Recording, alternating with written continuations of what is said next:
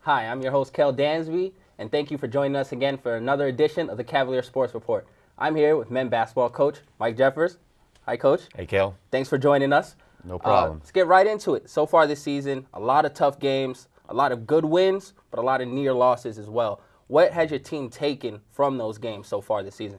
Well, the one thing we hope we have learned and taken is that is develop some mental toughness within our team.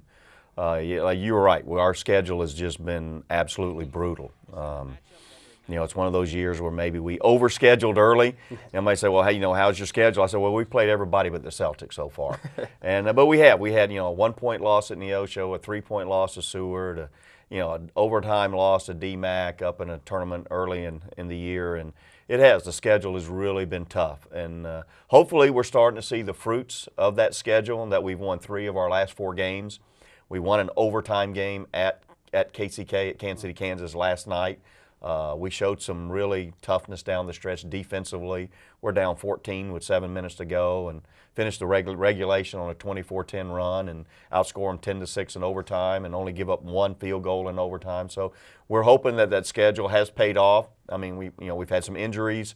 The schedule was tough, but we're kind of turning that corner right now with 3 weeks to go. Do you think scheduling that hard kind of out-of-conference schedule and the beginning of your conference schedule, those hard games prepare you for the tournament later on in the season? Well, I think our total schedule, our non-conference schedule, Jayhawk schedule, has traditionally really prepared us well for postseason play. This year, we did have some tough losses early, and if you got the kind of young men that we think we have, then you're able to adjust and hopefully grow from that. Because we've always been in the opinion that adversity doesn't build character, it reveals it. So hopefully we think we've got a lot of high character kids and they've been put in tough situations, and now they've learned how to respond in those tough situations. Well, your teams have played in 12 straight Division IV championship games. Mm-hmm. To get there again this year, what would you like to see from your team coming down the stretch? Well, this is one thing we're hopeful of too, is that a lot of those games were road games, especially first semester. We played 12 games and only 3 were at home, and 9 were on the road. This is 1 year that with our loss last week to Highland, that we're going to go on the road for a first round game. We'll be on the road for a region championship game. We've been in region championship, for 12 straight years. This will be the first time in the last 14 years where we've had to go on the road for a first round playoff game. So our backs are against the wall come postseason, but we've got 3 weeks to improve our team, get better, and be ready for postseason play. I've watched the last couple of games. Obviously, the team looks like it's improving every time, and a lot of it are those freshmen that you had to play. It seems like they're coming around. What impact do you see from those freshmen heading down the stretch that you think could really turn the tide for this team? Yeah.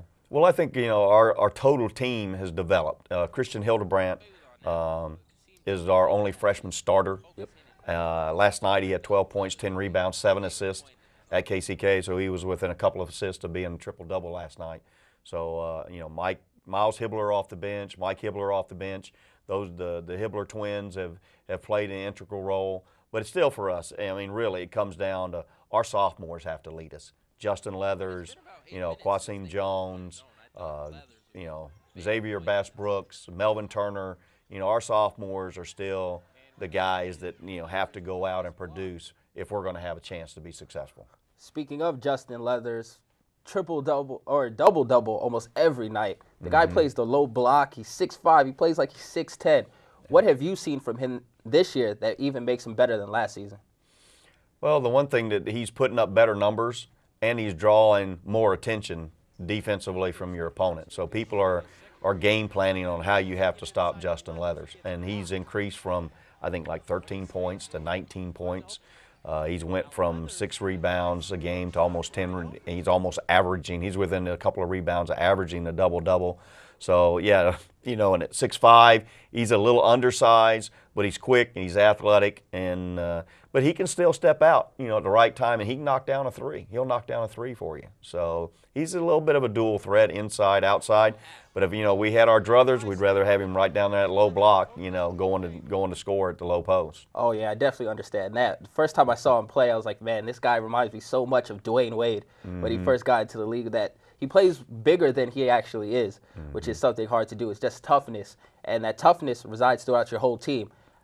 How do you prepare your team to become tough? Is that just something you inherit, the type of players you go out and get, or is that something you try to instill early in the season? Well, we talk about mental toughness and physical toughness, and we do, you know, Coach Ryan Morley, my assistant that's been with me for 4 years, does a really good job in the off-season in our conditioning and strength training program.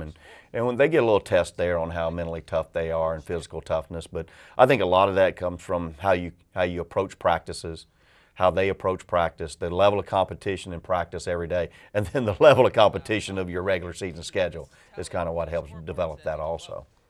2 national championships to your credit already. What you're driving for still to get this third? What hunger still is inside you to get this third? To watch players develop and get better every day. I mean, every team has some guys that will buy in, some that won't buy in.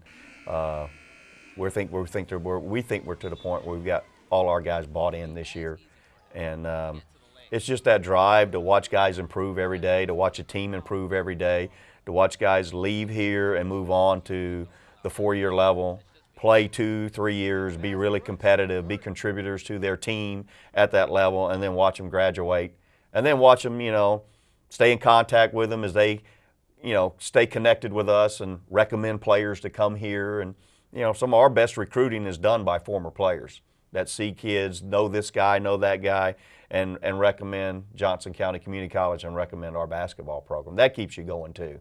Definitely. That definitely shows your hard work and all the work you've done here at the college to really build a quality program.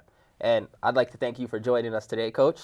I'd like to thank everyone out there for joining us today. Once again, I'm your host, Kel Dansby. Thank you for watching the Cavalier Sports Report. Check out all of our other episodes on the YouTube page. And make sure you come to see me. All right, thanks. See you next time. Thanks, Coach.